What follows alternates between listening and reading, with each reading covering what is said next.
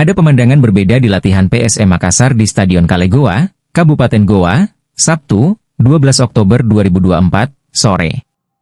Jika biasanya tribun penonton kosong, kali ini seratusan supporter hadir menyaksikan pasukan Ramang latihan. PSM Makassar latihan lagi pasca libur 12 hari karena jeda kompetisi FIFA Matchday. Para supporter hadir untuk membakar semangat Yuran Fernandes CS. Mereka tak berhenti bernyanyi untuk memberikan semangat. Silih berganti lagi dinyanyikan. Pukulan drum membuat nyanyian Kian Rio. Terus berjuang, hari ini pasti kau menang, disebut supporter dengan kompak. Dukungan diberikan supporter tak lepas hasil minor PSM Makassar di Liga 1 pada September lalu. 4 laga dilakoni tanpa kemenangan, 3 imbang dan sekali kalah. PSM Makassar pun berada di peringkat 5 klasemen dengan 12 poin. Selisih 5 poin dengan pemuncak klasemen Persebaya Surabaya.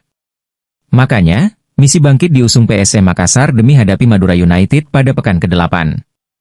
Pertemuan kedua tim digelar di Stadion Batakan, Balikpapan, Kalimantan Timur, Jumat, 18 Oktober 2024, pukul 20 WITA.